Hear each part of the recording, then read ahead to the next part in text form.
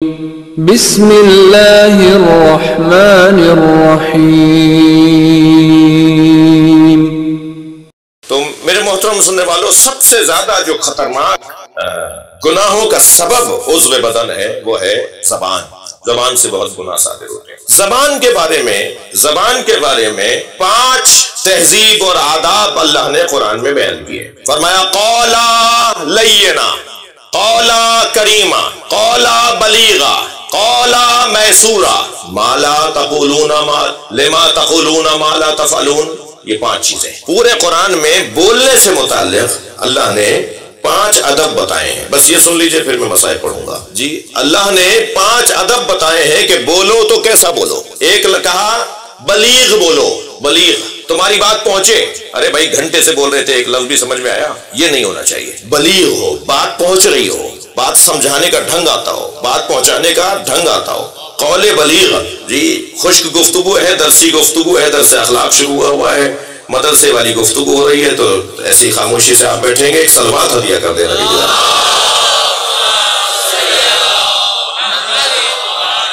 کبھی کبھی اس انداز سے بھی ہم سے سن لیا کریں، ایک اور سلوات نبی کی۔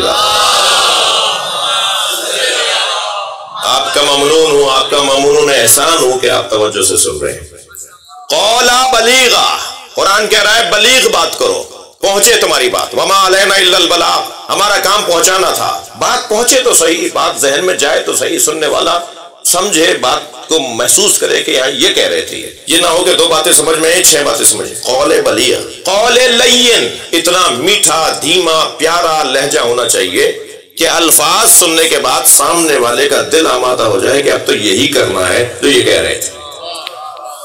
اسے کہتے ہیں قول لین، میٹھا لہجہ، اچھے لہجے میں بات کو منتقل کرنا۔ پھر یہ جو میٹھا لہجہ ہے، یہ کبھی کبھی زبان میٹھی ہوتی ہے مگر نیت میٹھی نہیں ہوتی، سوچ میٹھی نہیں ہوتی، فکر میٹھی نہیں ہوتی۔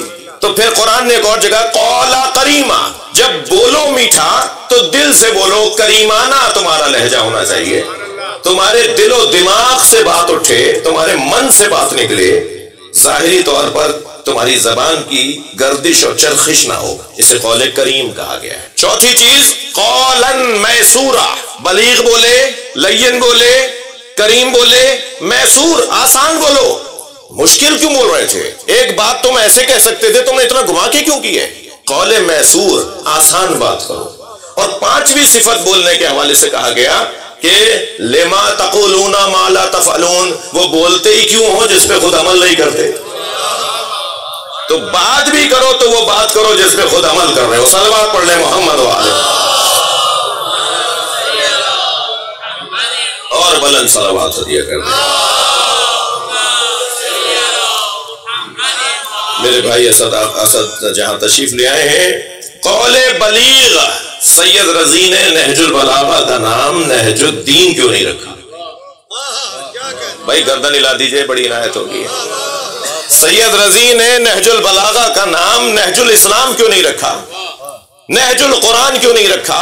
سید رضی نے نہج البلاغہ کا نام نہج البلاغہ کیوں رکھا؟ بھائی دین تھا نا اس میں، اسلام تھا نا اس میں، توحید ہے نا اس میں، اللہ کے پیغامات ہیں نا اس میں، مگر سید رضی نے مذہبی نام نہیں رکھا۔ بھائی ایک جملہ تو ابھی کہہ دیتا ہوں، سید رضی نے مذہبی نام اس لیے نہیں رکھا، غیر مذہبی پڑھے تو صحیح۔ جو کہتے ہیں جی مذہب نہیں چاہیے ہمیں، وہ کم سے کم پڑھے تو صحیح۔ جو علی مولا کو وہ طبقہ اگر پڑھنے لگے تو پھر آج 1400 سال کے بعد 2005 میں کوفی عنان مولا علی کا خط اٹھا کے دکھائے گا اور کہے گا حکومت چلانی ہے تو ایسے چلا کے دکھاؤ جیسے علی نے چلائی۔ صلوات پڑھ لیں محمد والے۔ جی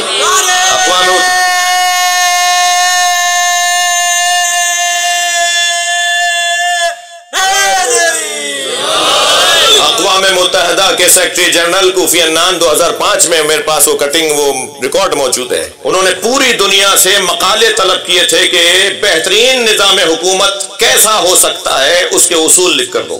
بڑے بڑے پولیٹیکل سائنس کے لوگوں سے اور نہ جانے کس کس دنیا کے ماہرین سے اس نے مقالے لکھوائے گئے، اپنی اپنی مملکتوں نے لکھوائے، ہر ملک نے اپنے ملک کے اندر دانشوروں سے وہ مقالے لکھوائے، اور شاید سینکڑوں نہیں ہزاروں کی تعداد میں اقوام متحدہ تک وہ مقالے پہنچائے گئے، اور اس کے بعد جب اس نے صدارتی خطاب میں جب اس موضوع کو مکمل کیا تو اس نے اپنی تقریر میں مولا علی کا وہ خط جو مالک اشتر کو مولا علی نے لکھ کر دیا ہے، مصر کا گورنر بناتے ہوئے وہ خط اٹھا کر دکھایا کہ ہمارے پاس تحریریں بہت آئی ہیں مگر سب سے زیادہ مضبوط تحریر مسلمانوں کے رہنما علی بن ابی طالب کی ہے جو انہوں نے 1400 سال پہلے لکھی۔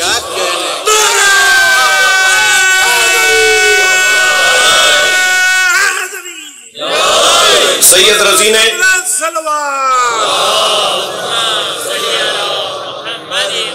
اس کا نام نہج الدین، نہج الاسلام، نہج القرآن اس لیے نہیں رکھا کہ یہ ایک فن ہے جو جسے بولنا کہا جاتا ہے۔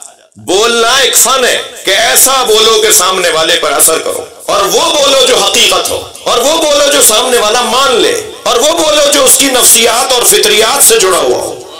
لہذا مولا علی نے جب اس خط کے اندر حکومت کیسے چلے گی اور حاکم کو کیسا ہونا چاہیے اور گورنر کو کیسا ہونا چاہیے، مولا نے پورے خط میں ایک آیہ کریمہ بھی اپنی بات کو مضبوط کرنے کے لیے، علی تو بولتا قرآن ہے نا، علی تو مجسم قرآن ہے نا، میں اگر اپنی بات کو وزنی بنانا چاہوں تو میں قرآن کی آیتیں پڑھوں گا تو آپ کہیں گے بھائی بہت اچھی تقریر تھی، 4 آیتیں پڑھی ہیں۔ مولا علی سے زیادہ قرآن کون جانتا ہے؟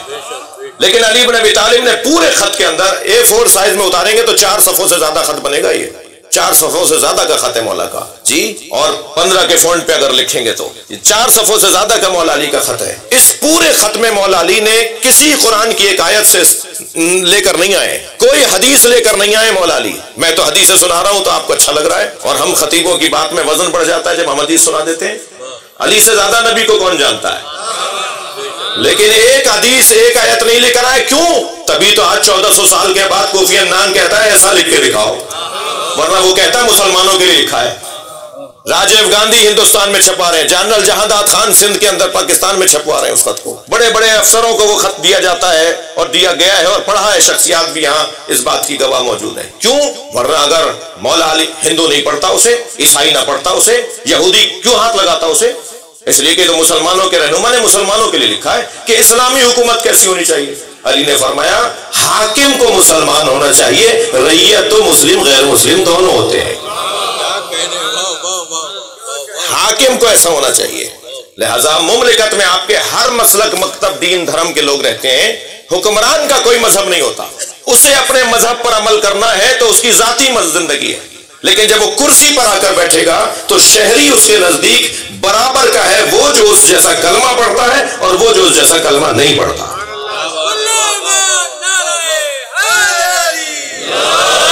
اور اس انداز سے جس حکمران نے حکمرانی کی ہے وہ کامیاب رہا ہے، لیکن جہاں وہ مسلکی بنیادوں پر اپنے رویوں کو ڈھالنے لگتا ہے وہیں سے فساد شروع ہو جاتا ہے۔ ہمارا گلہ شکوہ بھی ایک عرصے سے پاکستان میں بعض اوقات یہ سامنے آتا ہے اور ہم اس کو اظہار کرتے ہیں کہ بعض رویے ایسے ہیں اس ملک کے اندر جو اس ملک کو مسلکی پاکستان بنانے کی طرف لے جا رہے ہیں۔ پاکستان مسلکی بنیادوں پہ نہیں بنا تھا، پاکستان جی فقہوں کی اور فرقوں کی بنیاد پر نہیں بنا تھا۔ پاکستان بنانے والا علی ولی اللہ تک کلمہ پڑھتا تھا، مجلس میں بیٹھ کے روتا بھی تھا، وہ خود ازا خانوں کا بانی بھی تھا، وہ مجلسوں کا خود محتمم بھی تھا، مگر جب اس سے پوچھا جاتا تھا کہ آپ سنی ہیں شیعہ تو کہتے تھے کہ میں عصر مصطفیٰ کا مسلمان ہوں۔ قائد اعظم محمد علی جناح سے جب پوچھا گیا کہ آپ سنی ہیں یا شیعہ تو انہوں نے کہا یہ میرا ذاتی مسئلہ ہے، آپ مجھ سے ریاست کے بارے میں پوچھیں گے تو ریاست کو کوئی تعلق نہیں ہے آپ سے، کہ آپ مندر میں جاتے ہیں یا آپ چرچ میں جاتے ہیں یا آپ مسجد میں جاتے ہیں یا آپ دیوبندی ہیں یا آپ امام بارگاہ میں، آپ سے ہمیں کوئی تعلق نہیں، آپ پاکستانی ہیں، بس حکمران کو پاکستانی کے ساتھ وہی رویہ رکھنا ہے جو اپنے مذہب کے ساتھ رکھنے والے سے ہوتا ہے۔